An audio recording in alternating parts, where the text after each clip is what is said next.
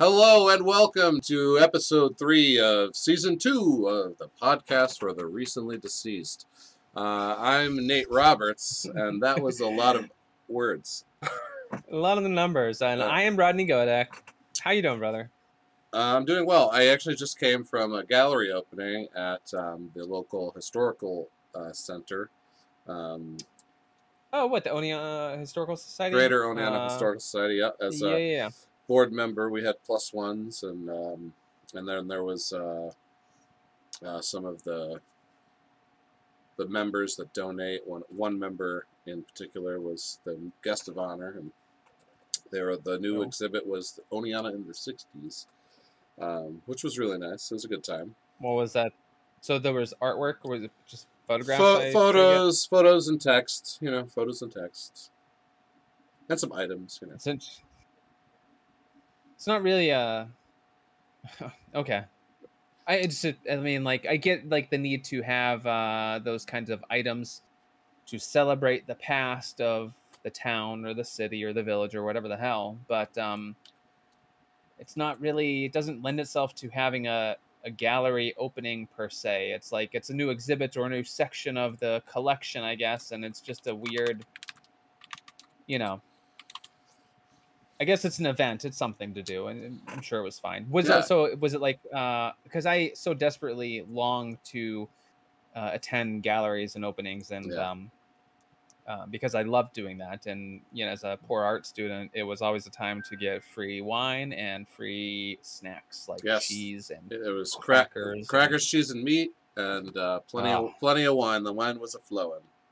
So great. I love that. My painting professor in college even would allow wine at critique night, because in the upper level painting courses that we would take as like upperclassmen, he would welcome someone to bring a bottle of wine to discuss the artwork. Oh, he was awesome. Very old school in that way. It was awesome until he also was a complete awful human being and lied to the department head about something that I said about him, where the department head brought me into the office like, did you call him an asshole? I'm like, what? What did you just say? I'm like scared, like, did I say that? I'm like, no, like to him, like call him that to his face. Like, no, why would it? Anyways, the digressions are entertaining. So gallery openings are awesome. For me today, I did a second watch on the film, but I was at a one of the area's largest antique shows. Not because I wanted to buy an antique or anything like that. It's just something to do. We have a newborn, and so a little day trip that's 30 minutes out to go experience something new, to eat fair food is fun excuse to do it. And it acclimates the baby to just getting out and being around people and doing stuff. So it was fun. I did find 2 Ray Bradbury books at some guy's tent, and he didn't know what he had, so he sold me for $1. They're worth a little bit, but not much. But it's just because I like to collect sci-fi books, and I need to grow my horror collection, but mostly sci-fi books. So that's what I did today. Awesome. Had a sample platter of barbecue. It was pretty good. Smoky. All right, sounds good. So this week we're here to talk to you about Resurrection. Back up in your ass with the Resurrection. That's right. Written and directed by Andrew Simmons, starring Rebecca Hall, who is our favorite. I mean, she's just amazing. We gave her. There you go. He's wearing the Night House T-shirt. We gave her best performance in a horror film last year. Yeah. Even though the Night House came in second. And I mean, but the thing about that is, like, Malignant came in first because it's just an all-around super fun, enjoyable time, and fun and excitement kind of wins out over the better art piece or traditional horror or like different kind of more serious horror film. Sure. Because it's like you're not going to rewatch that as often as something as Malignant, and so like fun kind of outweighs that. But they're really both, S tier quality films. in different regard. You know, every now and then people still shit on Malignant, and I'm always just like, I just don't get it. You know, uh, I'm not sure why people were so confused about how to approach the film. I feel like it was very obvious. You know, we've talked about this to death. Just so obvious what he was trying to do, and that it was just a satire of itself and of all the genres and tropes, and it was just meant to be tongue in cheek, have fun, don't take this serious, and enjoy how absurd it is. But people still don't get it. Yeah, I agree. People tell me it sucked all Yeah. the time. I'm like, you're crazy. All Yeah. right, Resurrection. Margaret's life is in order. She is capable, disciplined, and successful. Everything is under control. That is, until David returns, carrying with him the horrors of Margaret's past. I think that's an excellent description. I think these people watched our show and we're like, what? We need to fire that guy, and just hire somebody new who writes a little bit better. These last couple descriptions have been pretty good. Yeah, I mean, it's almost as if they've caught on to what we've been telling them, and we'll see if that trend continues. Time and time again. They did not sub out our writing work for this, which we're welcome and happy to do. We do it Right. all the time for our own publications of such different things. I will such copyright as for anyone. So, yes, it's an accurate description. The thing about this movie, this is a vague enough description where it just kind of gives you an idea of a premise, and it's not saying anything else about it. If anything, it's playing its hand a little bit too heavy in regard to the juxtapositioning of her outward appearance to others and how she likes to present herself versus what is invariably going to unfold or unravel once this force enters her life from her past. It might play a little bit too heavy, like, oh, hey, pay attention to note the disparity and how things do change. But that's fine because this film isn't hiding that aspect of its nature to a viewer. It's very obvious that this is one thing and then it's turning into another. It's not like it's subtly transitioning by the end. You know, you're seeing a pretty shocking, abrupt change in behavior throughout the film. Right. So that's fine. So a little bit about the show, right? We're going to give you the quick breakdown with the score, spoiler free, and then we're going to let you know that the spoilers are about to start as we begin our long form discussion of the film. So break it down for me, Rod. All right. So for me, like, I think about one of the things I want to start doing is like, who's this film for? You know? Oh, sure. Because this film, I think, if a viewer were to reference Roddy Tease, as we in the biz say, I can't remember what movie that was from. Oh, that's from Barry. Have you seen Barry? First 2 seasons. Okay, the newest season just came out. Anyways, the one of the main characters has a show, or is trying to get her show being on the air. She's like the lead. It's her show about her origin story as an actor, and she's got a publicist or something. She's like, "Oh, what does Roddy Tease say? Oh, we're at 89% on Roddy Tease." I thought it was a really funny way to call Rotten Tomatoes. At any rate, it's an 81% fresh. However, the audience score is a 46%. I think that this is that kind of a film that this is, you can't go into this expecting a traditional horror film. It's not a Malignant type movie. No. It's not even a Night House movie. It's like Night House in its pace and its feeling of dread, but it's not going to have scares in the same kind of way in a traditional sense. And so I think that for a viewer, you kind of need to prepare for a movie that's going to be slower, that's going to be more psychological, more thriller. This movie felt a lot like Men. Yes. Yeah, and if I had to compare it to something recent. I think that's fair. If you enjoyed Men, you will definitely enjoy Resurrection, and I definitely enjoyed Men. Yeah, it's dealing with different subject matter as far as, but trauma and relationships and things of that nature are bound in this one, and really what it's going after. But So if we're talking broad strokes for me, I think that I didn't know what to expect, but I'm obviously willing to accept this more so because it's Rebecca Hall and I know the caliber of performance that she can provide. Oh, And she's this did not amazing. disappoint Oh. in that way. This was very moody, atmospherically driven, and set in upstate New York, in the Albany area. These are real locations. The egg is in this movie as an architectural feature next to her office building. Yeah.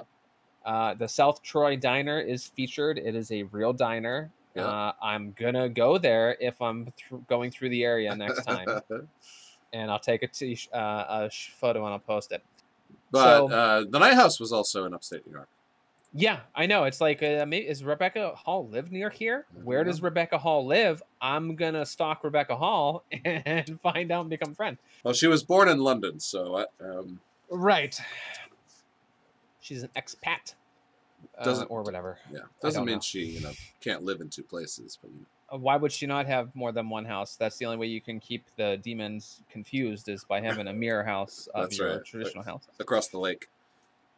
So, psychological thriller, core elements, more of a drama, balanced movie, slow burn, Yes. abstract themes, a lot that is going to occur in your headspace more than on screen. There are events on screens, or at least descriptions of events that have occurred to the characters that are living inside your mind more than what's on the screen, and that's the play. And you know what? After second viewing, it has sort of like that Sixth Sense vibe too, because you question reality Right. because things are so shocking. Yeah. Where the events of our past and events that are going on now, you're like, is this real? And so you're searching for footing because this film, it does a great job of creating an atmosphere where you're lifted off from the you're taken out to sea, and it's a rough experience and you're not sure where comfort is and how you're going to find comfort or solace in what's going to occur to our main character Rebecca Hall, and her unraveling is the focus of this film. Right. I once again very similar to the Night House. This movie is carried by the performance of the main character. Luckily, both films, it's Rebecca Hall, because I don't know how many people off the top of my head that I think can carry a movie the way that she can. It is incredible how between both of these movies, I have been completely taken in. I talk about immersion a lot. My immersion in this film did not break once. I It felt like 15 minutes and it's an hour 45. I stared at the TV and then it was over. Like cuz I Yeah. was in a completely like waking dream type state through the whole film. I was completely entranced. I was with her every step of the way. Um, and not only was the performance incredible, but the story was fantastic. The dialogue, the writing, written and directed by um, Andrew Simmons. Simmons. I didn't see his first directorial. Well, he's got several movies. But I think Nancy Please is his main like entry feature. film. Yeah, that he's directed. I don't know anything about that, unfortunately. So I'm probably gonna go back and maybe look into it. I've heard good things about it, but it sounds more of like a drama type piece. But go on, yeah. So he was great. Yeah, so every step of the way, as you said, as she's unraveling, I mean, it's all her. Like,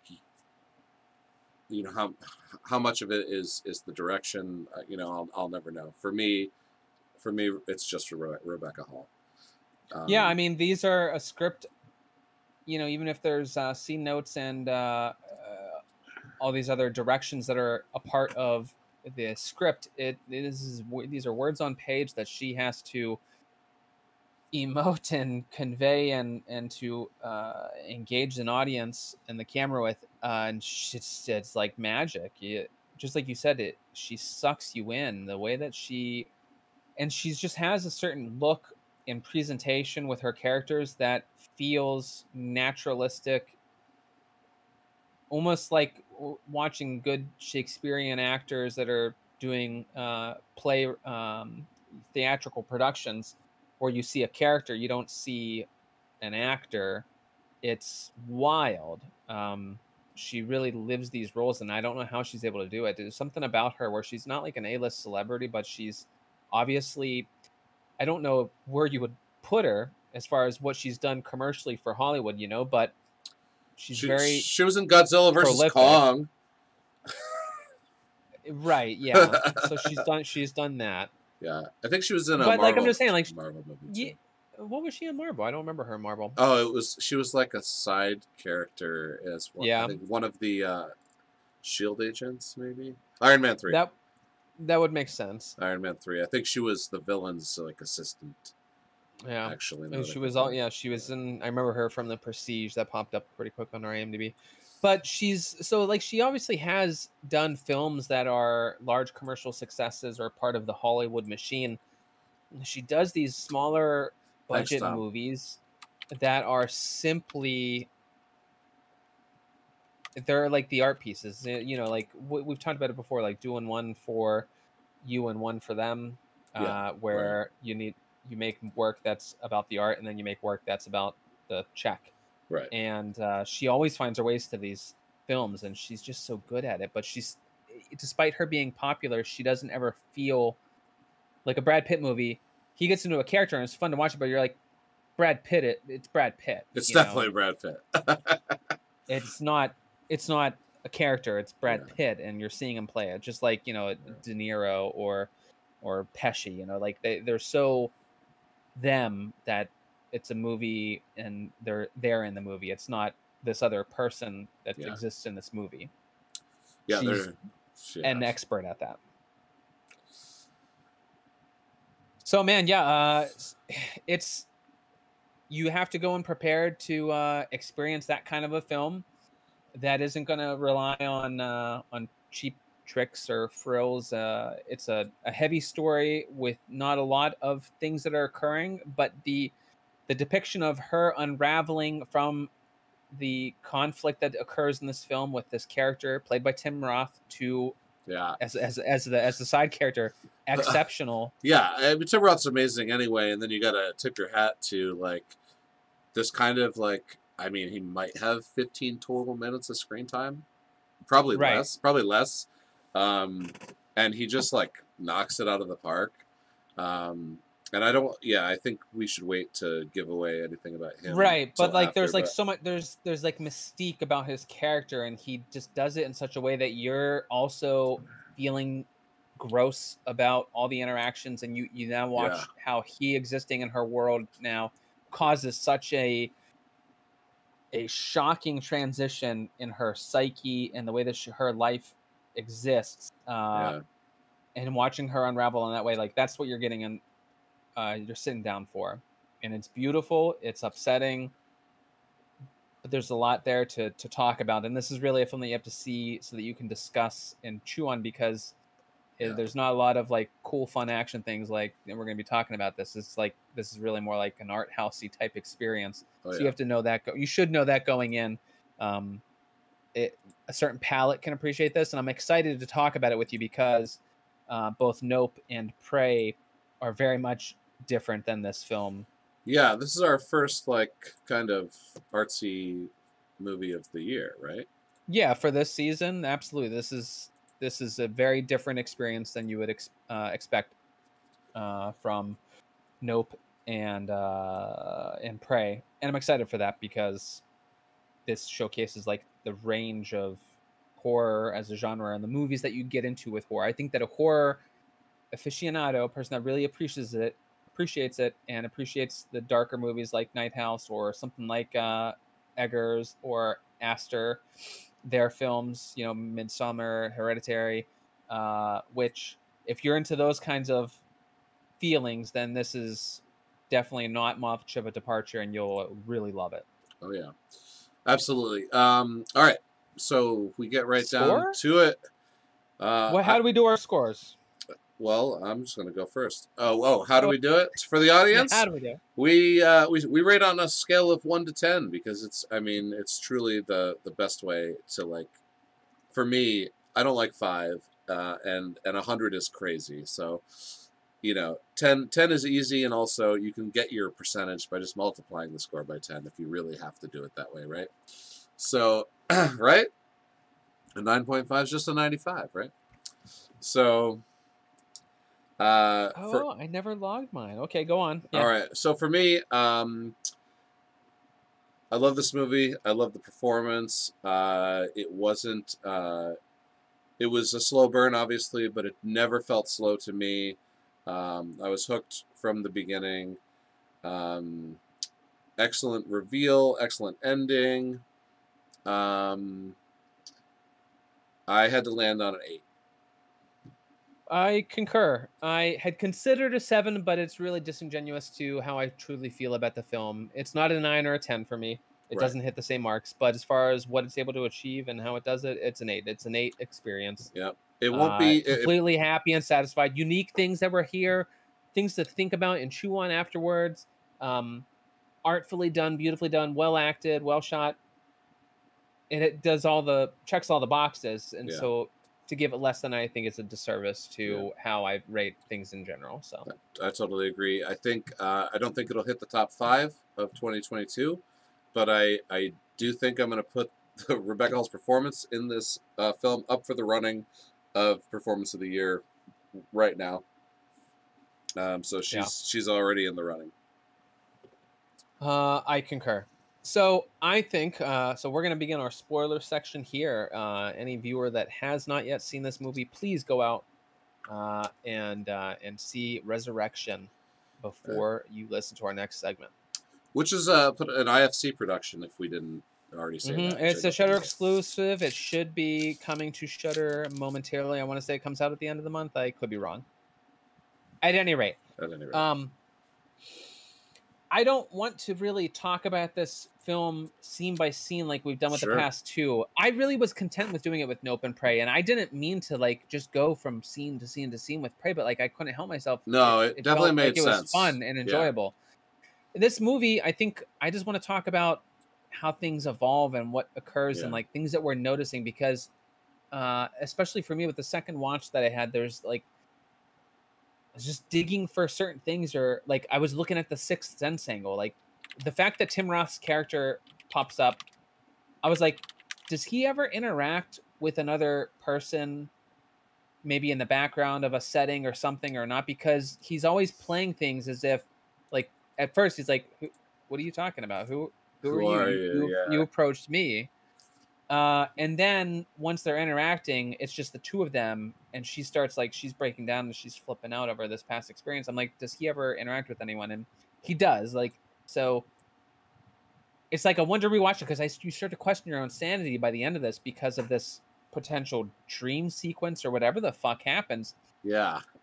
This film culminates in a conclusion that's very different than Men, in that if anyone could say that, like, this is surprising that I'm going to say this, but Men has a more definitive resolution than this film. Yeah. Yeah, it definitely does.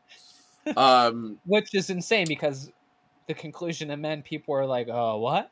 Yeah. Yeah, I mean, so obviously they leave it up to your interpretation. They're not going to tell you what happened. You know, it's relatively safe to assume that she just like went crazy from whatever happened at the end, and then whatever that dream state was kind of like her drug stupor as she's sitting in a mental hospital somewhere in a straitjacket, right? She definitely, because especially when the daughter gives those few lines, like if it wasn't dreamy enough for you already, when the daughter says exactly the words that Rebecca Hall's character only wanted to hear, like that's all she ever wanted to hear her daughter say were these words out loud. And that's exactly what she says. Yeah, so I definitely think you have to assume that she either died or that was a dream state of some kind, or from the result of the scene right before it, right? Right. So, man, I mean, we can start from the way that the film begins. I think that you get this. At first, the film opens with we should use character names. Oh, sure. So Rebecca Hall's character is Maggie. Margaret. She's talking to an intern in her office building, Gwen, and she's sort of giving like therapy. Yeah, And it like seems like it's a advice. therapy session, but it's not. They're in a biotech firm, and she's interning, and it's just like it's a girl to girl type conversation where Gwen's explaining this abusive relationship that she's in, and Maggie's trying to impart wisdom as the senior. I want to say she's probably 40 or something in this, because timing of events and age is important, and that'll come to we'll talk about it a little bit more. But so it's like I like the way that you introduce her.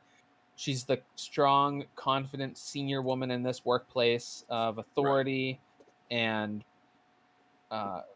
just she knows she's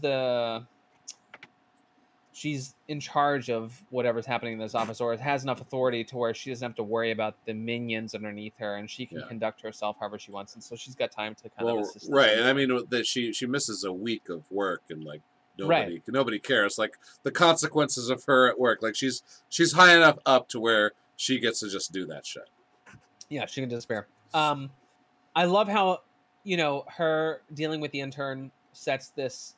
You don't know it right away, but talking about this relationship that she's in and trying to coach her through how to navigate an abusive relationship where the guy once is just making shitty jokes at her expense, and she doesn't want him to, but he's dismissive of her wanting him to stop, and tells her like that she just doesn't get the joke. Yeah. Which is a form of abuse. Yeah, and she's just like saying like, no, you're better than that. He's a sadists always want you to have fun in them being sadists. It's like they don't get it. They think that that's fun what they're doing, and it's like, no, it's not fun for you. You're the brunt of all their abuse. You're the victim. Yeah. But so like after that scene, it's kind of it does the intro credits, and I think that this is a shot that is mirrored a couple times later in the film, but like it kind of heightens the fact that it's a narrow scoped film that's really just about a couple characters, really just her. It has this cool technique of doing this soft focus on everything around the environment, but really brightly lit and everything and illuminated, but she's just very crisp and focused and clear, but everything is just kind of like a haze around her. It's just really beautiful imagery with the way that they navigate that. They do it later in the film whenever she's breaking down, and it just like, for me, reinforces that this is a center drama on her and her life and how she's interacting with the other characters. Right, I think it goes pretty much right from that to like a phone call where she's like, Abby's out for the night, and then she's immediately hooking up with Peter. Mm-hmm. Yeah, earlier in the film, it's like more or less. So it's just her and her daughter Abby. Yeah, and you're getting all the exposition, right? They're giving you all the backstory, the stuff you need to know before the story can really start. Yeah, her daughter's going to be going to college, but she's still in high school. She's 17, about to be 18 in a couple weeks, so she has to follow her mother's instructions till then. She's very protective, but she's kind of cool with her doing what she's doing. And yeah, she's sleeping with a guy who's married, who obviously is content with cheating on his wife, and she doesn't care because she's just in it for a sexual relationship with someone. Right. And so you're introduced to that early on, and it's not until I suppose the weird shit starts to happen before the bike accident. Like the tooth happens, Yeah. She finds the tooth and brings it home. Well, no. The daughter just plays a joke. Yeah. Well, the daughter says she found it in her bag, and like right away, like that's the first element I think that occurs that is unsettling, where they are like, okay, something could be going on here, and it's a very unnerving type thing. And looking back, I'm like, okay, so whose tooth is this? Is it a character's tooth? Part of me, I'll have to tell you later on when we get into the spoilers about Ben, is like, did Ben die, or when did he die, or how did he die? Is Ben alive? Because like for a part of me, a long period of the movie, I was like, he could be alive, and he kept him alive, and now there's going to be a culmination where he's like He's an adult now, and now you have to deal with it. Where's the character with 2 missing fingers? That's what I kept looking for. Right. It's like, where is he? There's going to be a dude with 2 missing fingers somewhere. I did not see him. If he's in the movie, I didn't see him. Well, I mean, yeah, the baby character is by the end of it, but not the adult character. Right. Also cute little background point to note: this film takes place in upstate New York in the Albany capital region. The daughter is pouring a bowl of cereal. That is definitely a Hannaford brand cereal. I don't know if you noticed that, but I definitely didn't notice that. I was watching it. I was like, I see the Hannaford logo. They got local cereal for that, which I find a little bit suspect because she seems like a very well-to-do executive, and I kind of doubt that she'd be buying Hannaford cereal. Brand, yeah, that's true. But I loved the local grocer being included in the film. The nod is, it's way better than getting a big corporate cereal. I agree. Or Doritos. Yeah. Hey, man. Okay, so we get this backstory, right? She's a little overprotective, but not too bad. So what's the first thing that happens is the weird dream, right? She dreams. No, she sees him at the conference first, and that's what causes the dream to occur because now she's on edge. She's at a work conference and she's bored with the lecture. She's looking around the room at different audience members. All right, so here's where I'll describe. We kind of talked about something like this in was it the Late House? Not the Night House. It was the other one. The one where the guy was agoraphobic and he was on the webcam all the time. Oh, Night's End? The Night's End, yeah. Okay. So Rebecca Hall in this movie, I would assume that she has had a panic attack in real life because this panic attack and all of her panic attacks throughout the film are the most accurate I have ever seen in any film. As someone who suffers from panic disorder and agoraphobia, whether she has had them from personal experience or there was an actual coach or someone who knew like exactly what you go through, like it was perfect. Like it was like watching someone have an actual panic attack. And it happens half a dozen times through the movie, which I thought was another crazy thing. Was I've never seen that kind of reaction like highlighted so much in a movie. Like people panic, people freak out, and there's a lot of fear in horror movies, right? But she's actually having panic attacks and using her coping mechanisms, and her coping mechanisms are not necessarily healthy ones either. Where she like runs away and she's just trying to control her breathing and stuff like that. Like, you know, when you go to therapy for this kind of stuff, like that'll get you through one, but that's not going to help you with the problem. The need to feel control of all of your environment. So she starts to become even more controlling of her daughter, restricting what she can and cannot do. Yep. So that she's in control. She has this under control. Right. Sex with Peter, the coworker. Right. She tries to hook up in the bathroom. The feelings. Exactly. And these are PTSD-induced panic attacks too, which are also something that I'm familiar with. And it was portrayed perfectly, is what I'm trying to say. Like if you have any experience with it, you will love this performance because it's like the first time in film it's been done right.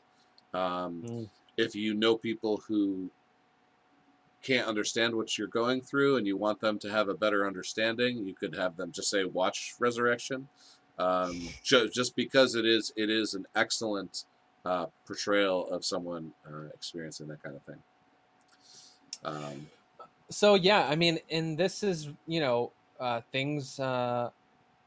The ball has been pushed down the hill, and this is, you're not going to get the brakes aren't going to be pumped too often on this trip here, this runaway vehicle, which is Rebecca Hall just completely unraveling because David is in. But there's still this mystique in this questioning. And what's so wonderful about the way that they showed that breakdown at first in the office, it's so shocking from a viewer. Like you understand that she's triggered with this guy, but to the extent that she is running and she's like Abby, Yeah. her daughter, She runs home. And you've already seen her working out. She's very fit. Again, it's part of her like rituals to feel control or stable in her thing, just like the IMDb alluded to with the description of, she's got everything figured out and clean and safe and normalcy of life. But it's like completely shocking to see her unravel like this over just seeing someone. And they make it clear, like she sees Tim Roth's character, his name's David. You just see him and it has this reaction. So you're on edge. You feel the same kind of anxiety, a version of her anxiety. You definitely feel it and is communicated with the way that that's shot and the way that is performed. So, and she runs home and like this is the first time like she runs home to the daughter and she busts into the daughter's room while she's online gaming, and the daughter is freaked the fuck out, right? As a daughter would be, and throughout the whole film, the daughter is never really like the daughter doesn't know what's going on. Right. Abby just sees her mom falling apart and she doesn't know why. And Maggie is reluctant to expose her past to her daughter because for a lot of reasons, and this film really addresses that or just gives you the questions like, what about your past do you hide from your partner now? Like, do you feel that you can be completely open, and the human elements of dealing with your own past or your own traumas and how you build your life? And did you actually deal with that trauma? Did you process it? Have you moved on to it? Are you in control of it? Or is it still there? And now whenever it resurfaces, you're completely broken down to the person that you were when the trauma occurred originally, Right. Yeah. And obviously like, Maggie's character has not processed it. And as far as telling her daughter, telling someone about your trauma is first of all, you have to relive it every time you tell it, right? Second of all, she's ashamed of it. She blames herself for letting it, quote unquote, letting it happen, which is a very common, feeling for victims. Yeah. Not to mention that, we'll get to it in more detail in a minute, but it was actual murder that she's complicit in covering up by not alerting the authorities to what had happened. And the film, just like from this point on, it's like dancing on an open nerve, and the film is just continue to trigger it and pluck at that, and you're going to feel these emotions. Oh yeah, the rest of the movie, it's awful. So right after that conference, she has the oven dream, and that was like a cool little. That dream was gross. Yeah. She finds a burnt baby in an oven, and it kind of wakes up and cries, and then she wakes up from her dream. Yeah, really disturbing. And then she's trying to have normal life with her daughter still, but they go out shopping for clothes for school. She sees him in the mall. Again. And now she can't help but expose her tendency to want to run and flee the environment with her daughter. She doesn't explain it. She just grabs her by the arm and violently escapes the shopping mall with her and throws her in the car. Well, and the daughter has a leg injury. Right, yeah. So she's like, "Stop! You're hurting me!" And Maggie doesn't even hear it because she's in fight or flight mode, which is all you can do, and she's running. Yeah. She sees him again in the park. Pretty much goes right to that. Before, so it's just right before the park is when it's the reveal. Has the really great monologue with Gwen. So I want to talk about that. Sure. So we read about this, right? That somebody said there was you had mentioned it. Yeah, there was like a 7-minute monologue with no cuts. And there were like 2 cuts to Gwen, but I guess the scene was filmed entirely in one shot. Yes, to show Gwen's reactions. The portion of time where she is nonstop on camera without a cut is like just over 7 minutes. Yeah. Okay. So the scene is longer, and there are cuts at the beginning and at end of it, but the meat of her exposition with what occurs is 7 minutes plus of just her on camera, and this was amazing. Flipping. So she said 2 meetings with Gwen. The first one where she just learns about the shitty boyfriend. The second one where she tells him to fuck off, and she kind of catches up with her in the hallway later, and she's like, "Yeah, I told him to fuck off." Anyway, so Gwen comes in, and obviously Maggie's starting to unravel, and some people are taking notice. So Gwen comes in and is like, "Are you okay? I'm a really good listener." And for whatever reason, Maggie decides to tell this woman the story. And it is a 7-minute monologue where there are no cuts, and it was so excellently told. And this is where we get the story. We get to find out why she is the way she is and what exactly David being back in her life means.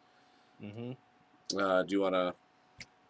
Yeah. So she mentions how she's British. Her parents were biologists, and she took a gap year before going to school after high school, and they went to a someplace west of in off the coast of Canada on the western coast. I can't remember the name of the islands or whatever. Right.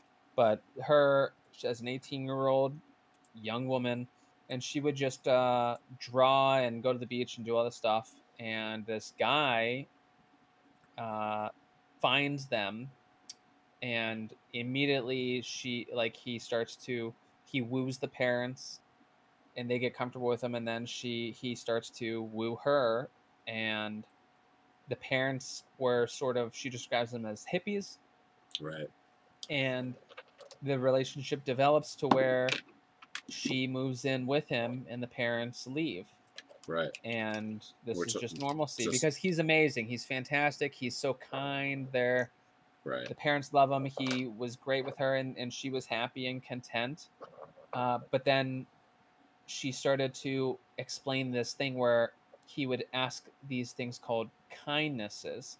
Right. And these were simply acts of gratitude. And they started like cleaning and other chores around the house, cleaning or cooking, things like that. But then they evolved into more serious and uncomfortable things, stress positions, fasting, walking without shoes. Like he also said, you can no longer draw. You don't draw anymore. Right. He put that to a stop. And the kindnesses they escalated in nature and became more like punishments, like what we would perceive as like a torturous punishment.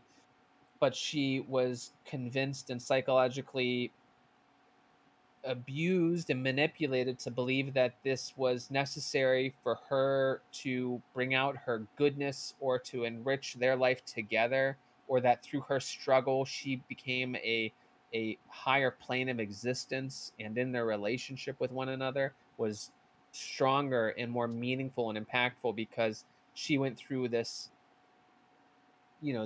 these awful experiences, these kindnesses, and could handle it. And if she couldn't handle it, she would have to, or he would, or she would put cigarettes out on her back. You see those scars later on in the movie, and there's a handful of them, on the right on the back next to her spine. But she's like, but I could handle that too. And eventually they get pregnant. Yep. And this is it's such an important part of the story, or what defines her. And that's how she says it. The second her son was born, she knew her purpose in life. Right.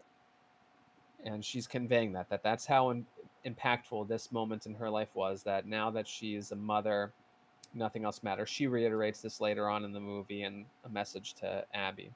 But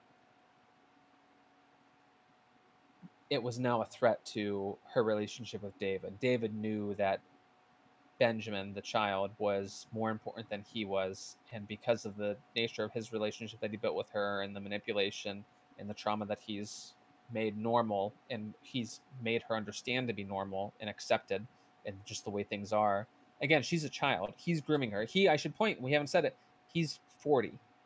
Right. Give or take. Yeah, and she's 18 because she's 18. In the present, he's 60 and she's obviously in her late 30s. I'm not saying this is like a Dane Cook situation, but yeah, it's fucking gross, Dane.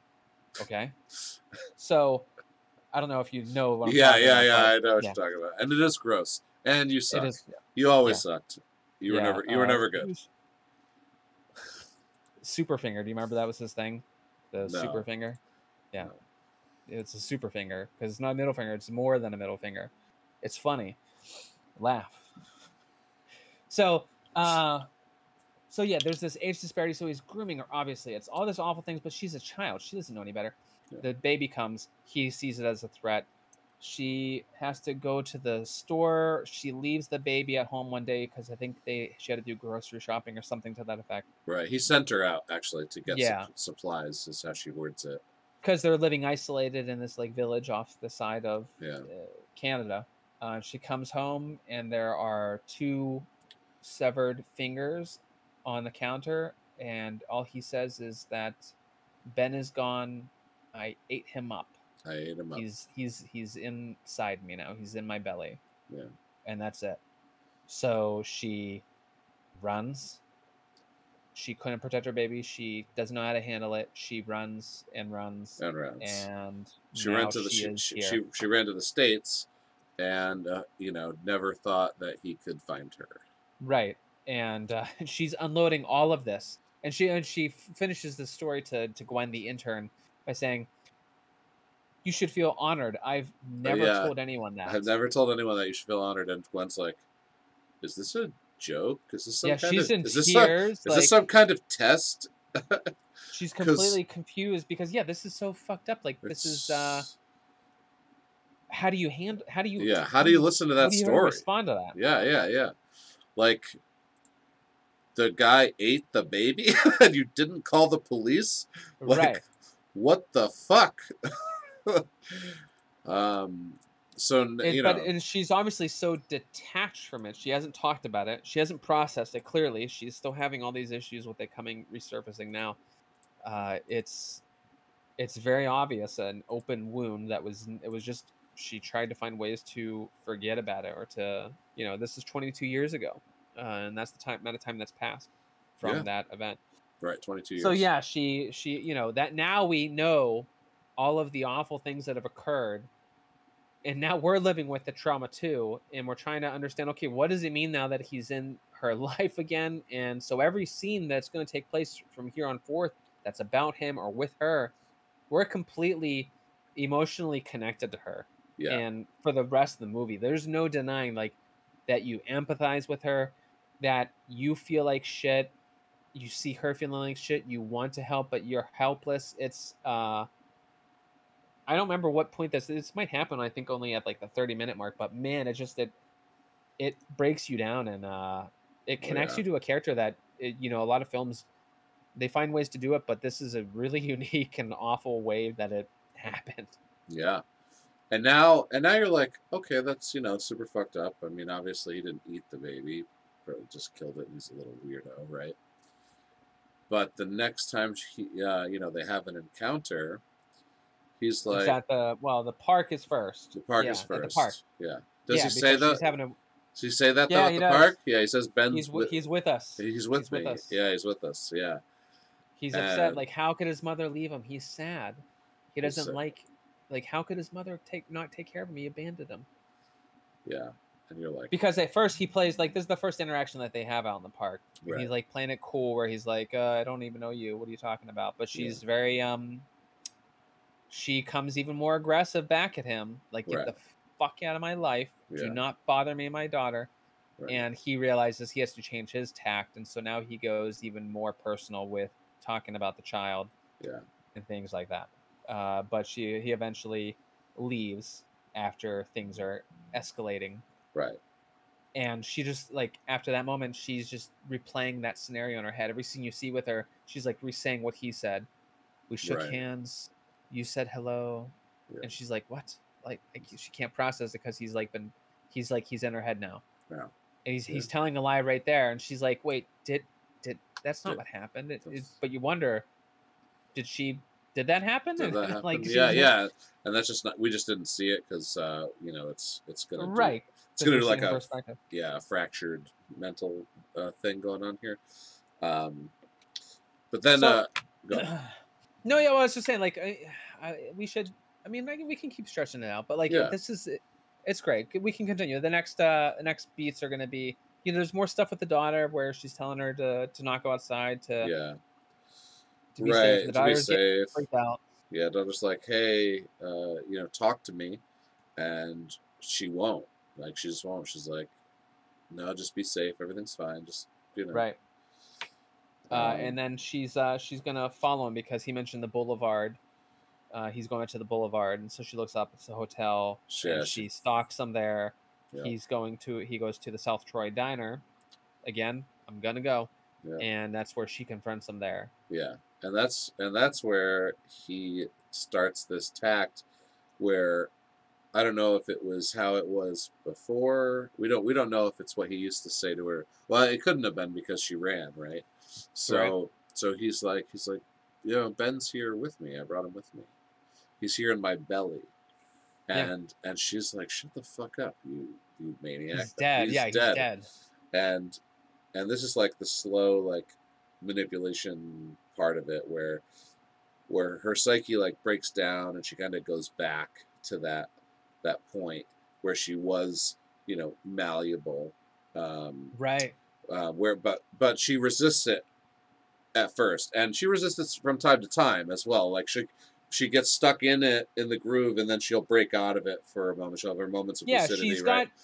She's rationally trying to deal with this. I don't think she's gone to police. She either goes to the police right after this, or she was at the police right before this. Yeah. I think it was right after this that she goes to the cops. Yeah. And she's like talking to the police, like they're like, these are all public places. He isn't really doing anything, and it's fair. Like, I like the way they handle it because a lot of times films will deal with this part where they go to a woman in need goes to the police and they're just iceboxed. They're like, you're being a belligerent woman and you're freaking out about nothing. Yeah, like, that's not what's happening. The way that the police handle it is more like, I understand there's nothing occurring yet that is reason for us to intervene, and we have no authority to intervene yet. You just need to be smart. Take our information. If things escalate, contact us. Right. Be smart. Be safe. Which she doesn't do. She escalates things, and she does not contact them. She does not contact. But yeah, at the diner, he's like, he's with me, and she's conflicting, and the mind games that he's playing, he's clicking these experiences from first, because he even mentions, I think that you need to do a kindness. Right. And I'll go away. You do a kindness and I'll go away. So walk to work barefoot from now on. And then I'll be done. And I hate that she does it, Oh yeah. I was like, oh, come on. I know, but like you could just see, like, clearly, like, the trauma has been so severe. Yeah. Clearly, like an infant taken from you like that, when you had the way that you're conveying it to another person, it was your world changed. It was, you bonded in such a way like that. It was, this is your life now, and it was just so horrifically taken from you. And now it resurfaces what caused that trauma. So it's like you kind of, it's not that you give her a break, but you can understand, or at least you're meant to understand that his hooks are set. Right. If she's willing to walk to work barefoot to do another kindness, she's in his clutches as far as that mental headspace that they existed from that relationship years ago. Right. And so she's walking to work barefoot. She's unraveling more and more. She's way more erratic. She tries to hook up with Peter in the bathroom, and he's like, I don't think this is my thing. And she's like, well, if it's not your thing, you shouldn't have said yes. Right. Yeah. Fair point. Fair point. The daughter is noticing more and more, and the daughter gets to the point where she's like, oh, well, okay, we're getting a lot of cutscenes too of her following him. So she follows him over and over and over. She learns his routine, like to the minute. She knows where he's going to be, when, and These over and over and overnight over again. things, yeah. And And she's it's because she was following the hotel. But the first thing that happened in the hotel is she went to the hotel the first time and went in after he left, and went into the room, and she sees this little vignette, this little this wall, a photo of her when she was a kid, a piece of her art, a pine cone, a ring on a necklace, it looked like, and he's left for her the blanket or the sheets from Benjamin's bassinet. right. And now she's sleeping with it, and the connection is so strong with her. And this is another thing that I think, like, the film does, the connection is so strong that that first night that she slept with that, after retrieving it, before she starts tracking him so much, she wakes up and runs to the bathroom, like, freaking out with like a dream or whatever, and she's lactating because she just spent the night sleeping with her baby's blanket, that her body is like, your baby is here, you're producing milk now. And it's like, Christ, like, just another layer to strengthen the bond that existed there, that emotional connection that exists, that was severed so horrifically. It was a little element that makes it that much more of a lush, vivid picture that they're giving you. Oh yeah. But go on. So yeah, more and more stalking. So she's less and less sleeping less and less, and she's getting more and more erratic until she has a big fight with her daughter, and the daughter's like, "This has to end, or I'm out of here, and you can't stop me." And she's like, "It'll end tomorrow." Right. So she gets the gun, which we saw she had earlier, because one of the times she saw him, she like opened the safe and checked the gun to make sure it was there or whatever.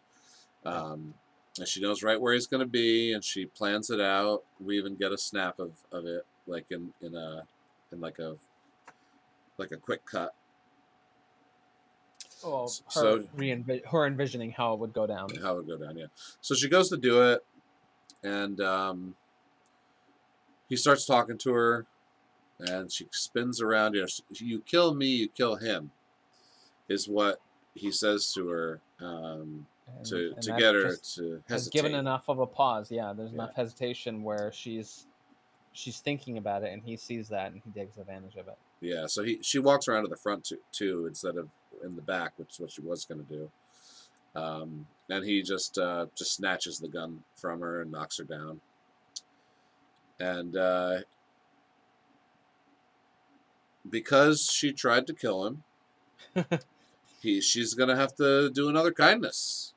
More kindnesses. And what's horrible about this scene, in my mind, is like an ally of Maggie, is that he's right in this scene.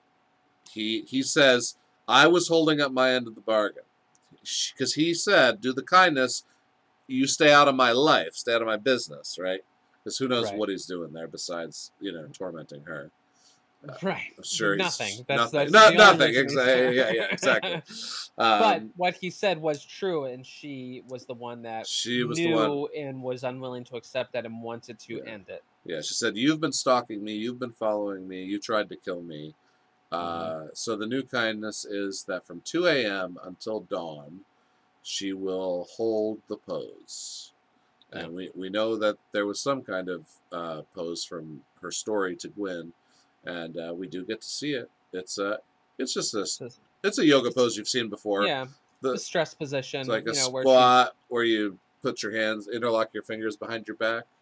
Yeah, she's like she's on the balls of her feet more than the whole foot, and she's bent at the knees, crouched all the way down, butt touching heels practically, with arms behind her back, and it just looks very uncomfortable, and she's obviously sweating, and and so she does that first night, and she's now like in a stupor in her home as the daughter leaves. And the daughter's like, I'm leaving. Like, please get help. Yeah. And she, like, as the daughter leaves, she, like, snaps out of it. Like, the defenses that she's built, my daughter, I need to protect my daughter. She is my world. They kick in, and that sleep deprivation that she was experiencing is, like, gone for a moment, and she runs after her, but she gets into an Uber or whatever and runs away. Yep. But fucking Peter's there. And I love this scene because Peter's like, look, I'm in love with you. And she's like, fucking men. So, can you anything you stick your dick in? You can only either love it or hate it. Yeah, yeah. What did she say? She's like, love me or love me. You annoy me. Yeah. And she's like, endanger my mission once more. Once more. Yeah. After she punches him right in the nose. Yeah. So, like, you can see that she has this empowerment, and it's this there's this strength inside her, and it's come out a few times, and it's been built around this. It's like a facade, but it's there. It's real strength. It's just that it's been built to protect this wound from her past that she's never addressed and has never dealt with. It's it's a facade. It's not a genuine strength or whatever. It's lashing out and reacting in a volatile way because things are upending right now. Right. But it was a great scene. Before that too, the daughter gets Peter to come to the house to ask her to go see a therapist. Yeah. And she freaks out even then. And she has a scene where she like says "get out," but she says it in like a growl. Yeah. She doesn't say like "get out." She's like "get out," and I'm like, whoa. Yeah. It made me think of there's a few times in films or in movies when characters say normal words, but they say it like so angrily that it sounds like they're growling. Right. And the only one that I can think of is that I really enjoy was from Session 9. Did you ever see Session 9? I did not. Red-haired guy from CSI Miami is in it. I can't remember his name. I apologize. David something or David Caruso. And but he says like they're having a conflict on the stairwell, and then one of the characters is going up the stairs, and he's at the landing of the stairwell, and they're arguing. He's like, and they're like saying "fuck you," and he's like, "Hey, fuck you," and he like says it so exaggerated and weird. Like, why would you deliver it like that instead of just saying "fuck off"? It was hilarious. Those are always great moments. I think that's another list that I have to compile of moments when characters deliver lines as like guttural noises and not normal dialogue. Shaboy Tom says, "I would like a keg of beer." Michael J. Fox. Yeah, that's a great one. Give me a keg. That's a great example. Thank you, Tom. Much more lighthearted, but perfect. Okay, so she gets back to the house and she's like maybe making the bed or something, and she's like, "Oh shit," and just passes out because the exhaustion has gotten to the. Yeah, you talking about the panic attack? Yeah. Like she I was rewatching this scene too because I was like, how does she end up getting to the hotel? Because and she she's like just like loopy and falling apart and just like falls on the floor and she just falls asleep. Yeah, I mean, like all the walking barefoot 2 a.m. to dawn in the pose, right? And she had been staying up this past week. She had been trailing him every night. The adrenaline from the panic with the daughter just then. As soon as she crashed from that panic attack sequence, she definitely would have passed right out. Yeah, like very realistic in like the physiological way that this stuff is handled in the movie. So then we get one last scene before our final scene, and this is where she goes to the office, and this is where it has another one of those like the entry to the movie where it had just her in focus and everything is a blur around her. She's walking in, but she's like completely disheveled. She just goes right to her office, and their secretary or the girl at the front calls and says, "There's a man here to see you." And she's like, "Okay." And so then he's there, and everyone is just like eyes glued to her office, like, "What the fuck is this?" Like, she's been gone for a week, and who's this guy that's never been here? Yeah. You find out like her name on the placard is Margaret Ballion. Yeah. And he's like, "Ballion, what's that, French? What's wrong with Maggie Mary Walsh? Like, that's a good name." So it's like, okay, she's built a whole other different life because she had to try to run and get away from him. Yeah. And he wants to put it all behind them and move on. He says to come to this room tonight and be with your son. Be with your son. Yeah. Which I assume means die. But I don't think he had any plans of killing her. No, I don't believe so. Yeah.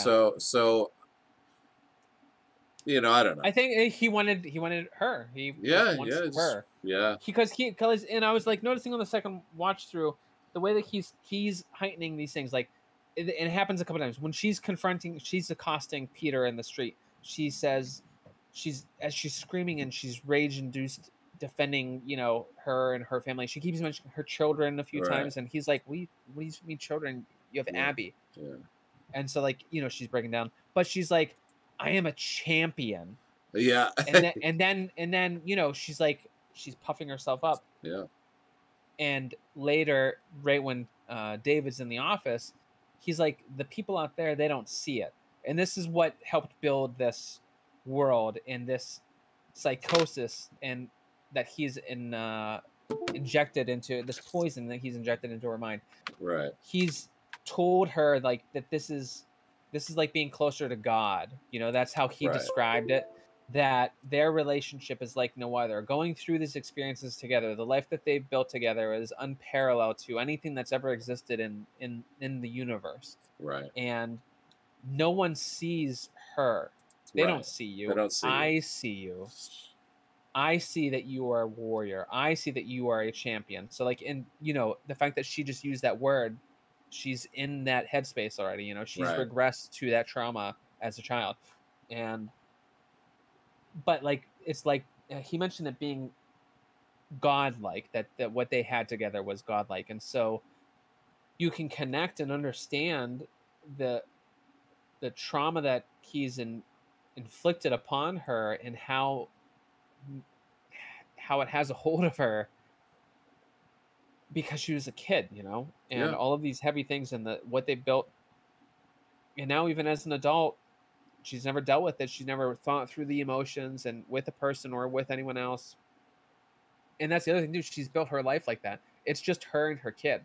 She got pregnant by some random guy at a bar. Right. She doesn't have real relation. You don't see any friends. You don't see any family. Her parents are dead. There's no other family. Yeah. She's completely isolated and just has this daughter.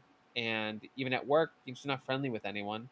And it's except for Gwen, who she's an intern and works there. She's coaching, but she's like, she's a champion. She's like saving Gwen from this guy, right? She's she feels that she's trying to fulfill herself this need to save another person that she can see possibly on the brink of going through what she went through.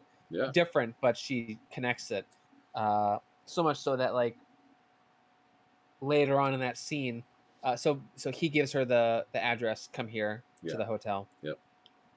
Before she does that, Gwen does stop by and she wants to validate, I helped, right? Maggie wants to make sure that she helped Gwen, that was, she needed to know that. Right. Are you still with that? Are you with that guy? She's like, no. Yeah. Yeah.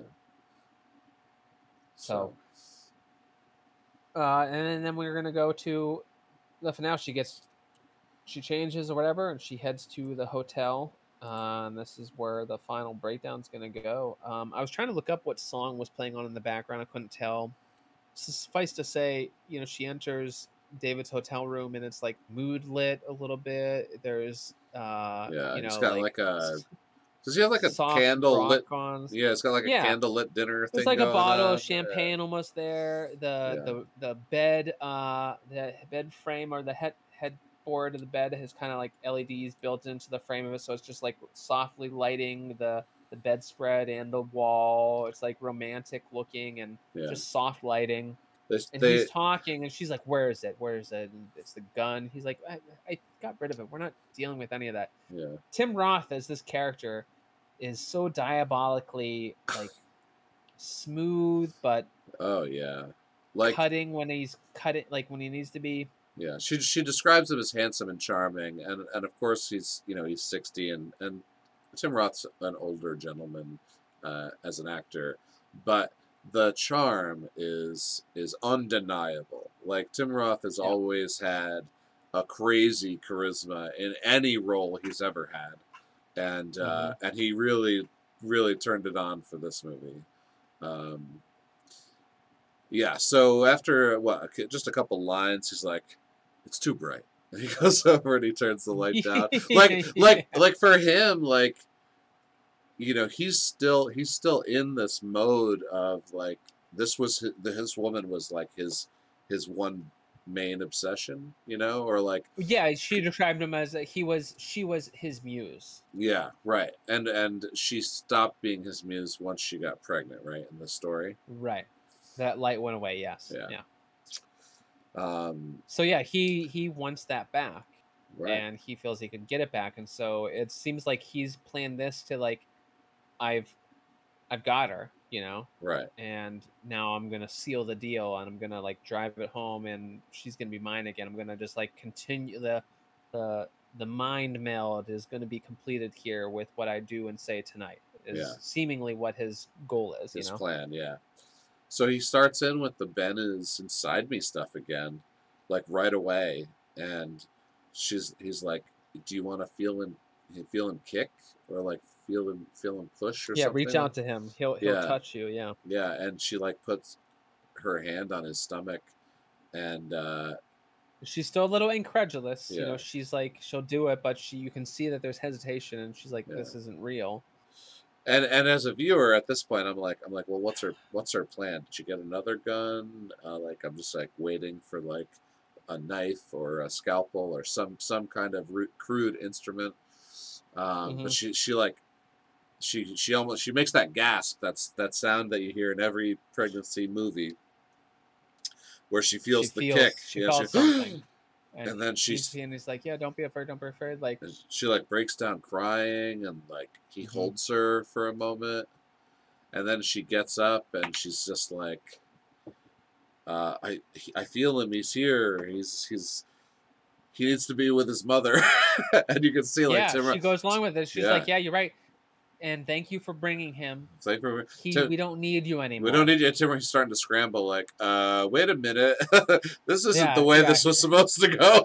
He's like, no, like he has to be here with me. He can't be outside of me. He's only here with me. Right. And so she's like, no, thank you. We need to get him.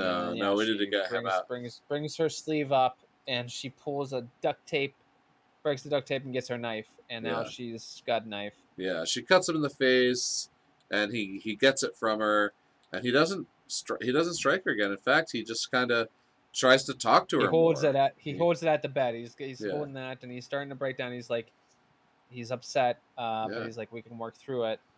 And then Please stop doing what you're doing. She pulls up her leg, and she's got a second one. She's like, well, I brought one gun. He got that from me. I'm not making the same mistake twice. Pulls out the second knife. It's taped to her shin on her leg. On her leg. Yeah. Part of me was kind of like, that's hilarious. I loved it. I loved it. Like, it was definitely funny, but I also was like, yeah, that makes total sense that she brought two knives this time.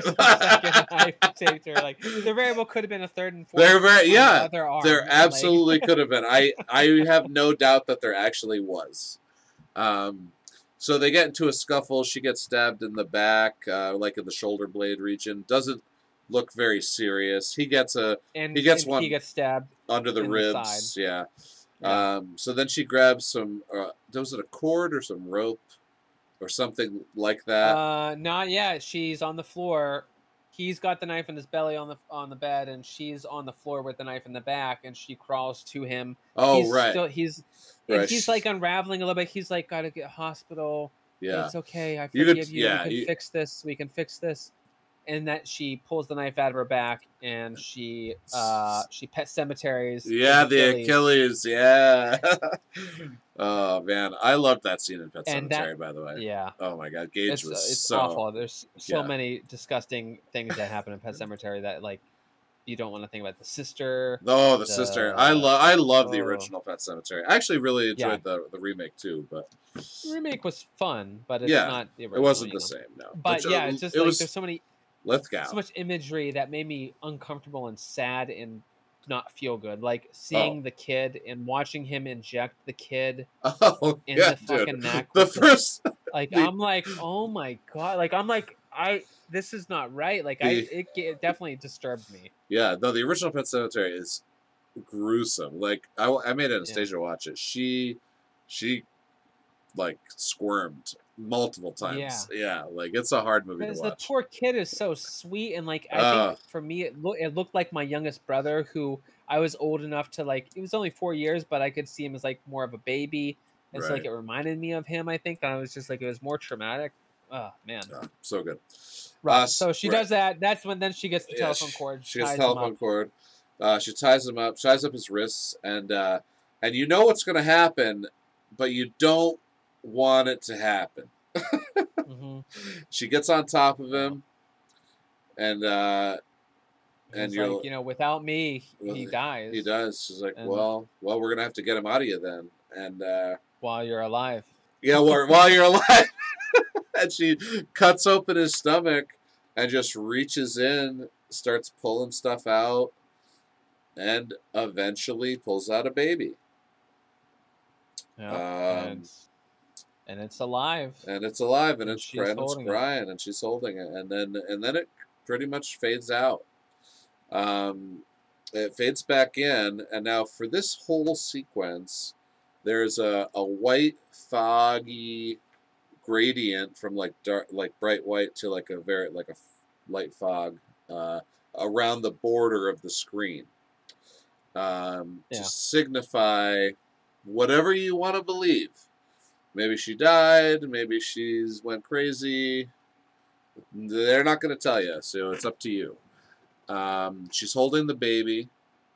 She's healthy in bed. Her daughter's there, packing a bag. Looks like maybe her room's packed up because she's going to be going off to college. Yeah, that was the next step. It was the summer before college was going off. And she's got the bag packed, and the mother offers, "Do you want to hold him?" And so she does, and you can see she's like, "Hey, little badass!" Oh, and the claw. You can see the baby is missing these two fingers. Right. And then the daughter, Abby, says, "I'm not afraid anymore, Mom. I feel safe now. You can protect me," or something like that. Yeah, I feel safe now thanks to you.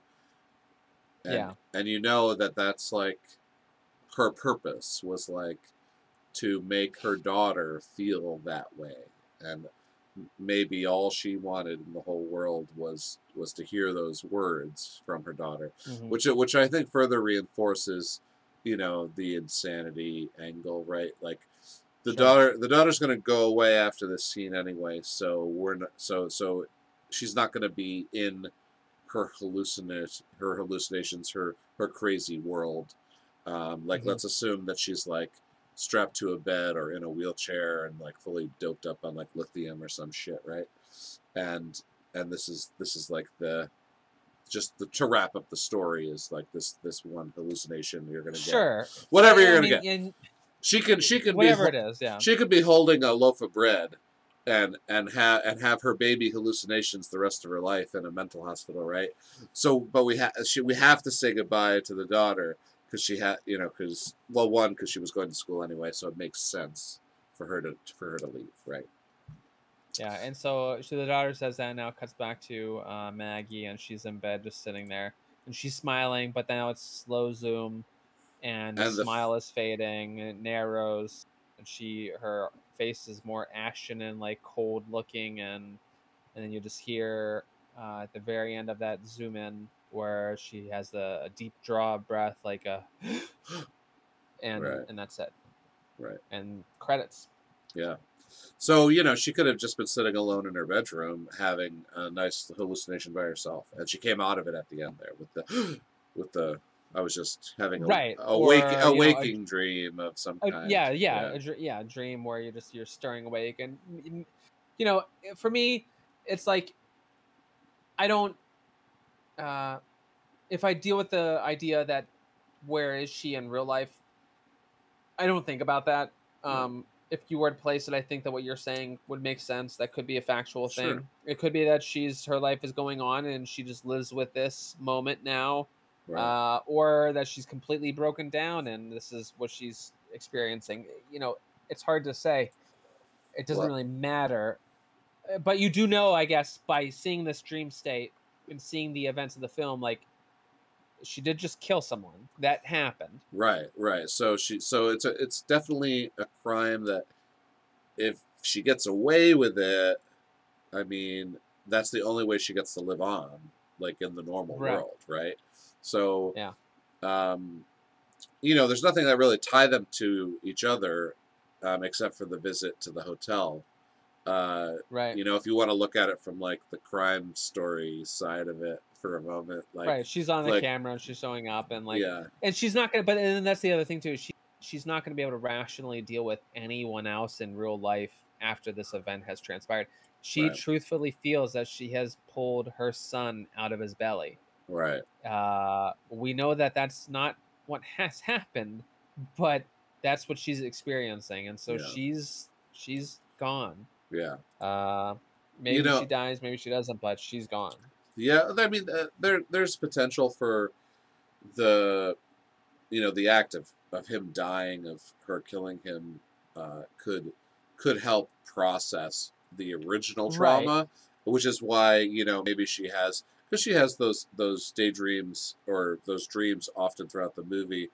This could have been like a daydream, which is why maybe the screen had the brightness around it, right. which is, and then she woke up from it with the deep inhale, probably alone in her bedroom, which is her new life now that the Yeah, daughter has kind of written her off, and obviously she didn't actually pull a baby out of his stomach, so she's just there alone in the room having this whatever happened to her, which is like almost like a brand new trauma. The fact that hmm the fact that she killed somebody because she thought there was a baby in his tummy. So like yeah, and her range of sanity aside, she has like a whole new traumatic experience to handle. sure. So, for us, it's fun to digress and try to figure out what might be happening after, because, like, Yeah, in a movie like this, whenever things end so abruptly the way that they do, you want to have like a conclusion in your head in some ways, and yeah, so I think that that's a fair uh, gap to bridge with the way that we've explained it. But ultimately, after this movie had ended, I sat there and I was just wrought, just uh, I experienced something there, like it's not a happy ending, it's not fulfilling. Like you're glad to see her overcome, but at what cost, and her sanity was still broken and utterly shattered, and her life upended and destroyed with this event that occurred. oh yeah, um Everything fell apart, with work, with her daughter, with yeah, the potential relationship she had with with Peter. Peter, yeah, um Everything had fallen apart, and like it's all stemmed from this one trauma. The idea that she wants to protect her daughter, her parents didn't protect her. right from Her this, parents yeah. just willingly, like, were like, whatever, yeah, it's fine. Yeah, date, move in with a 20-year older guy when you're 18. I mean, Yeah, like, no right to stop her, of course, because she was 18. But sure. you've got to fight for your child, right? You've got to tell them what a huge mistake they're making. And of course, hindsight's always 2020. But the dude is 20 years older than you at Yeah, 18. Like, this isn't a celebrity pairing for the tabloids here. This is like two biologists. She Googled him in the movie, and he came up yeah, also as a biologist. And she right, works in a biochemistry company. right. Like, the parents were biologists. Like, they're all in the same field. Yeah.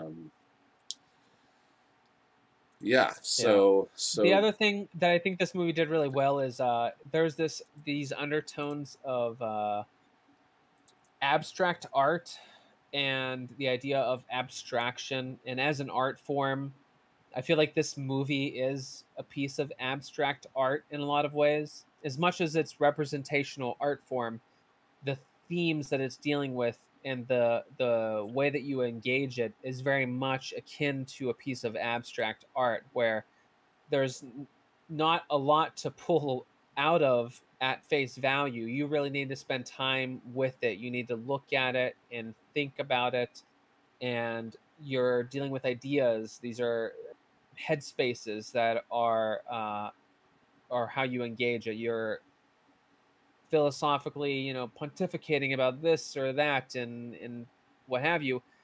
And I think that way because she was an artist whenever she was 18, and that's what he brought back now. That and she had mentioned at the beginning of the movie with Peter, she hadn't drawn in until for 22 22 years years. until just that other day. Right. And Which it's just this little abstract thing. And even that line, I haven't drawn 22 years, means that even before he shows up and she's because it's still in her mind. She Yeah, knows it's now clicking. It's she like knows exactly when she stopped drawing. Like yeah, she right. obviously didn't process the original trauma. She knows exactly when and exactly why. So And I love that, that's the kind of work that she would draw. She drew these abstract little studies of shapes on a big mass scale on this paper. In her apartment, there's nothing but abstract art aside from the family photos. There's all kinds of line paintings or right, the one Cy scribble, like the Twombly, big, yeah, the Cy yeah, Twombly-esque big painting with yeah, things. It's all minimal, abstract, simple art that a viewer is not going to have an easy time getting into an understanding, but they're really about processing emotion or reacting to an environment or being reflective or ruminations on thoughts and ideas, and it's just an impulse representation of those thoughts. There's all kinds of ways to interpret and to experience. Some are calm and some are erratic. But I love that the movie intentionally was had all those in the background throughout it, and that it in itself seemed like an art piece of an abstract nature because of the difficulty that I think a common viewer would have in experiencing it. right, For me, I really like that part of it, yeah. that idea. For me, my end conclusion, I actually hate it when the ending is like wide open like that. Like Yeah, I really want to know the end of the story. Like you're telling the story, tell me the end, right? yeah, Okay, you left it up to me, whatever. I usually that usually turns me off. In this case, it did not. Like this movie was so good that this is the trope of the open-ended ending. Uh, I loved it. Like I thought it was perfect. Actually, I don't think they could have ended it better. I'm glad they didn't tell me what happened. right. Actually, so Yeah, because it would just be trite. It would be stupid. yeah. You see the next scene of her on a ventilator in a bed, and she's just comatose, and then her daughter's like, "Oh, I hope you get better, mom." And it's like, what's the point of What's that? the point of that? No, exactly. Artistically, that Yeah, doesn't do anything. right. Exactly. That's why I think that this ending was the best ending. Yeah, we're now propelled into a descent of like, oh my god, like Yeah. madness and wanting to know more, much Right. like the trauma that she's experiencing and the her upending of life and unraveling. Now we're doing that because we just went through this experience with her, Yeah. and we're in this headspace that's right next to her, and we don't know how to navigate where we're at now either. And Yeah. that's the point, that this trauma occurred, and so how do you safeguard, or how do you as human beings, how do you prevent this happening from you to you or with another person that you love or care about, and you carry with that. Like, I think this is a very meaningful film, and I think chewing on it and talking about it is a way to process the emotions that it's discussing and about. And yeah, it's very impactful, and I did love the way that it ended. It hits you in a way where you're like, you want resolution, but you know that it's not what you deserve. or that you should have. No. And like you said, anything would have been bad. Like you put her on the ventilator, you put her in a mental institution in a straitjacket, you go to a funeral and the daughter's crying. It doesn't matter where you go. It's all wrong. Yeah, because it's just the one potential that could have happened, and the openness is great because you choose to see it how you want. Wherever you're approaching the film, you're going to fulfill those gaps, or you're going to push it forward to the way that you want to, and that's what's so important and meaningful with a film like this, is that you have that ability to do that. When things are finite and say, no, this is how it goes, it restricts your ability to engage with it in such a way that it now diminishes the value of all of that work that you just went through as a viewer with the characters. Right. I would also like to thank the writer, who happens to also be the director, for not explaining anything to me like I'm a child, or zooming in on any important pieces of hardware. Yeah, you didn't see it didn't cut to the knife block before she got ready, you know. Yeah. Or the duct tape, or the there. Yeah. I mean, it showed us the you gun. didn't see her buy duct tape at the store. And you're like, oh, what's that for? What's that for? Good point, Nate. Yes. Because it happens too flippin' much. It happens too much. All right. In conclusion, Resurrection, 2 8s out of 10. Go see it. Definitely check out The Night House. If you haven't, put Rebecca Hall on your watch list. This woman is fantastic. What else do we have to say? What's happening next week? The 19th. Orphan 2! Or the prequel, Orphan First Kill. Yes, so Rodney, who has not even seen Orphan yet, is going to watch both. Is going to watch both movies. So try not to spoil Orphan. We'll probably.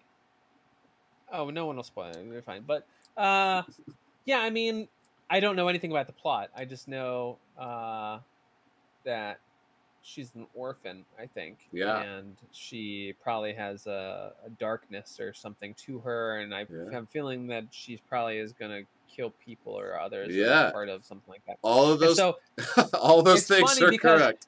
I saw it on Twitter. People were posting. It might have been Elizabeth Furman. That's her name, right? Yeah.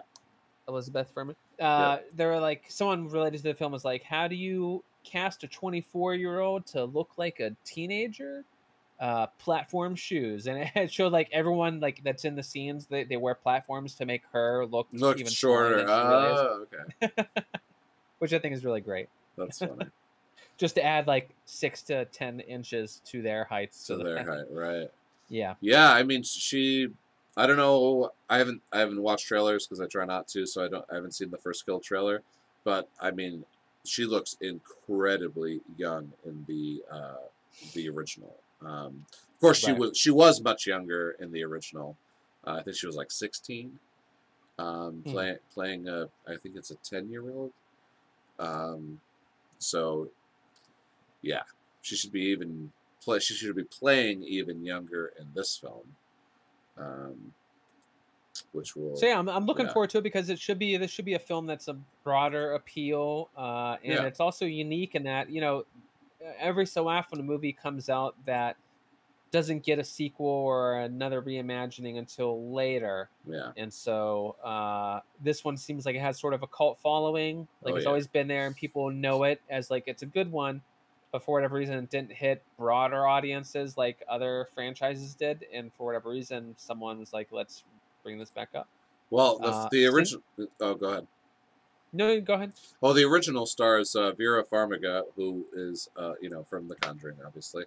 And James Wan, yeah. Yep. And I had a point there. I was talking about... Oh, right. So this movie, as you were saying, right, there's so many movies like it, right? You've got like The Boy, Little Evil, even Child's Play, demonic shit or killing stuff like that's a subgenre of horror. It is a genre, definitely. But this one was just so good. It stands out among them as probably the best in the subgenre. Child's Play aside, it's definitely better than The Boy. what was the one with Macaulay Culkin? Good Son. The Good Son. Yeah, it's better than The Good Son. Oh, I loved The Good Son. I'm not. I'm not trash talking The Good Son. I haven't seen The Good Son. I haven't rewatched that since high school. I really probably should watch that with Sarah. That'd be a fun. Yeah, it's a great movie. Great movie. Yeah, Elijah Wood. Yeah, yeah. I wanted to have that crossbow so bad that he made that shot bolts or whatever he wanted. Lord, yeah. I would love. Yeah, yeah. I would love to have that. Anyway, there's so many cats around her. Real quick before you go, yeah. What's your feelings? I don't know if you saw. We're talking the sequels because we're gonna be doing a sequel next week. Yeah. Apparently, I don't know to what extent. Sure. I haven't read the articles because I'm not a big fan of Bloody Disgusting in general. But the creators of the Black Phone have been discussing with the production company about the Black Phone sequel. Okay. To what ends that conversation's occurring, I do not know. It could be more that studio execs are like, you made a ton of money. We're making another one of these bastards. Right. And it could just be that they're coming to the table saying, we want this. What does it look like? Or I imagine that's what it is. So, doesn't mean that anything's going to happen. We don't know anything. Right. But how do you like the idea of the Black Phone 2? So my initial gut reaction in cases like this are, one, is there a book sequel or a story sequel? Two, if there's not, is Joe Hill writing the screenplay? Answer those two questions, and then I can go further. Overall, I'm going to guess that there's not a Black Phone 2 since it was a short story and not a novel. But they could tap Joe Hill for the screenplay, though, because he did write the Lock and Key series on Netflix based on his own graphic novels. I think he was involved in the Nosferatu production in some way. I don't know if he wrote the Horns film, although the Horns movie was very good in comparison to the book. The book is better. I mean, that happens a lot, but I'm not trying to take away from the movie by saying that. They're both very good in their own right. So yeah, I don't know. I mean, it's interesting. Yeah, I think it hinges on. I think it hinges on Joe Hill's participation versus same kids, same town, new story, or are we going original somewhere else? That's what's confusing about it. But that's what is confusing about it, because like just because there was success with the film, you don't need to force continuation of this world. This world is unique and special, and it's impactful because it is unique and special. And giving more information to do backstory or more with the characters doesn't help anyone. It's like finishing with an ending, a different ending to the movie we just talked with Resurrection. Right.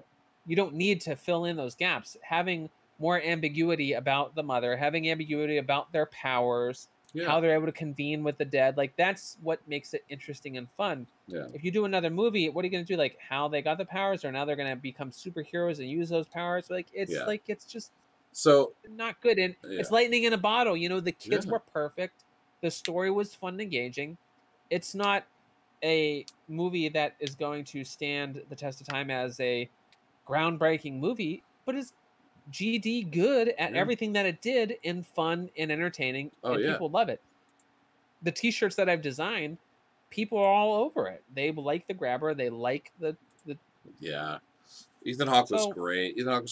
I would say, Joe Hill's participation aside, instead of making a sequel to The Black Phone, make a brand new movie by Joe Hill with the same team, director and producer. And then you could say, the writer, director, producer of The Black Phone, bring you this new movie from Joe Hill. Like why go back to why go back to this original source material when you can keep mining that Joe Hill mine? Because Stephen King is the most prolific American writer of all time, has more novels than fucking God. Joe Hill, not for nothing, with it's not, the Black Phone isn't great because the story is so amazing. It's a pretty straightforward story with a lot of elements that you see in Stephen King work. It's redundant and repetitive in a lot of ways. There's nothing new or unique about what it does. It's a pretty standard throwaway type story. It's the execution by Cargill and Derrickson and the actors that brought it to a level that made it a very entertaining movie to watch. Oh, sure. It's all of those other elements. Joe Hill was the impetus, the spark at the original. And so if you find a different story that could be a different spark with a different universe, if you use some of the talent that made this other one a success, I agree with you. That would be probably the best way to move forward. Right.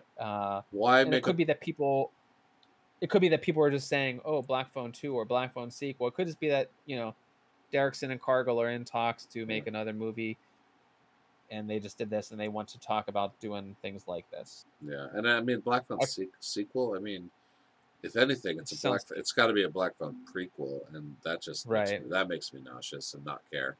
Yeah. Because stop making prequels, guys. We already know what happens in the end.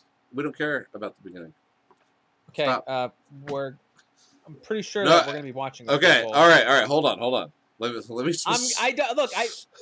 Don't spoil anything, but like, it's Orphan First Kill. I know. So this is a prequel, right? Yes, but after you watch the first Orphan, we can discuss. Why this is different. Okay. Which you don't know because you haven't seen it yet. But no, after you watch the first one, we can discuss why it's different. Yeah. Right. Okay. Right. But we don't know how different it's going to be. I can infer because I've seen the first one. Sure. I'm interested. I think Orphan First Kill. I would have to imagine that it's about her origin story, about when she finally does eventually kill or whatever spirit embodies her. Her as the orphan. I don't know. Doesn't matter. I'm not gonna pretend. It's gonna be fun either way. Yes, it will. So, there was only one other. Was there another story that I wanted to discuss topically in regards to that? No, I mean, I guess I was looking at the calendar, and there's not a whole lot of other blockbusters left. I don't think for the year. Like, there's movies. There's Halloween Ends. Right. And I know that that's like super huge blockbuster, but I don't think there's a lot of like, the summer's ending. It's also my 40th birthday. It comes out on my 40th birthday, which Halloween Ends, right? Yeah, which is important to me. I know. And no one else. I know. You need to go to Western Canada and find an 18-year-old and convince the parents that you're awesome and her, and then you got it made in the shade, dude. I'm working on it. Yeah. If only you were a shitty comedian, it'd be like, hand in glove. Right? It's creepy, dude. He's like 50 something and this girl's like 22 or something. Who? Oh, yeah. Well, they started dating as soon as she turned 18, and they had known each other for 3 years. Yeah, that's what's insane about it. And also, like, you're a grown ass adult. I'm sorry, but even 20-somethings, women I'm talking, because if I'm talking as like before when I'm not married, I can't stand talking to any of those fucking they don't care about any of the things that I care about. The way that they talk about the things that I do care about is so stupid or annoying. Like, to find someone that's genuinely of a mental, you need to find like a mental equal, for me. Yeah, sure. I don't understand the disparity. And I know that there's a disparity. I know that someone's talking at this level and there's a person that's living and talking at this level. And I feel like your comfort with that is gross and weird. And you should be shunned. I remember when I was like newly 30, and I was hitting on like a college-aged girl, and I made an Eddie Vedder joke, and she said, "Who's that?" And I said, "The lead singer of Pearl Jam." And she said, "Who's that?" And I said, "See you later." Yeah, right then, like we will never connect on a level. Like, I might have fun. Yeah. Like a physical relationship, but not a serious relationship. Yeah. People that marry or get into long-term relationships with people with that big of an age gap, there's something wrong there. Yeah, it's a lot. Also, you brought up the movies. We just missed Bodies, Bodies, Bodies, and it didn't come to a theater near us. No. And A24 does this shit, and it's stupid. They did it with Everything Everywhere All at Once, and it's like, but they were like intentionally, strategically trying to release it slowly to different markets and let the demographics that they were targeting, which I think were like 18 to 30 something white men, I think is what they genuinely thought was their demographics. Which for that movie, if that was, yeah, that's what I had heard. So, with good authority. At any rate, like through press releasing and stuff like that, that I got wind of. That was the original idea. So Bodies, Bodies, Bodies, I just don't know what they're doing. If it's eventually going to get to streaming, or you'll be able to just watch it in that way. I would love them hope. I would love them to stream it. I think it should. It's been out so long. Yeah, and it's actually getting at this point. It's getting not the best reviews I heard. I haven't checked. Well, and that's the thing. Like you got to wonder: is it what's it a victim of? Is it a victim of the fact that they didn't put money behind releasing it wide, or is it because they like it wasn't? It's not very like why is it getting poor reviews? Because only a handful of people have seen it. If more people saw it, would your know? Yeah, its box office gross to date is 3.5 million. Yeah, but I'm telling you, it's like a couple hundred screens. It's not a couple thousand screens. Like that's what's insane. Of course, it's going to be shit. Yeah, that's true. Who knows? We'll see. Freaking A24. But I can tell you, I was excited about it coming, and it was like everyone's talking about it. Horror A24 summer, like 3 huge things. This would be something people are going to see, and then it just doesn't get released, and now people's interest is waning. Yeah, I'm already disinterested. I mean, you put what's his name, Pete Davidson, in a movie. Yeah. Like I don't give a shit about this guy, but like he's on the cover of every fucking tabloid, and I say cover of every tabloid, but it's really more like every fucking clickbait ad I see is Pete Davidson and some, hot Kanye or Kim and some A-lister who I also don't give any shits about, but yet I have to know about it because it's fucking everywhere. Speaking of, rest in peace, Anne Heche. Yeah, rest in peace, Anne Heche. To keep it horror themed, I really enjoyed 6 Days, 7 Nights. 6 Days, 7 Nights. But to keep it on the horror channel, she was the female lead in the Psycho remake. I believe in 1995. Look at you. That was an impromptu. 98. I was a little off. That would have been great if you were right. Just say you're right. Cut that part. It was Gus Van Sant directed it, and Vince Vaughn played the villain, Norman Bates. He didn't let fans on set? Huh? Gus Van Sant is the director. So you said Sans fans. No. Sans fans? Vince Vaughn. Gus Van Sant. I loved Gus's cameo in Jan Silent Bob Strike Back, though. It was so funny. Yeah. You start talking Jay and Silent Bob, I know it's time to go because I don't give a fuck about that. It's such a funny scene because, so it's Matt Damon and Ben Affleck shooting a scene for Good Will Hunting 2. And Gus is counting money, and they're like, so action, Gus? And he's like, whatever, Ben, whatever.